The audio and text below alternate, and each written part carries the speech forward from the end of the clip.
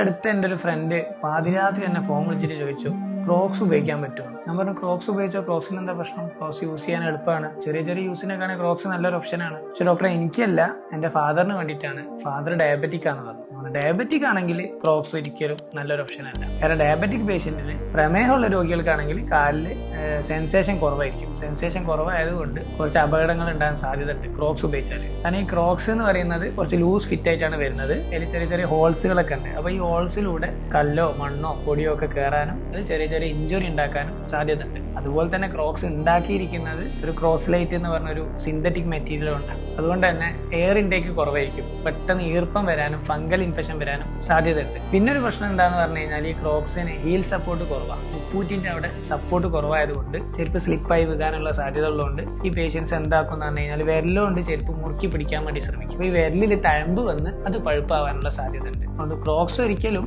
Sugar ഉള്ള പേഷ്യൻസിന് ഒരു ഓപ്ഷൻ അല്ല.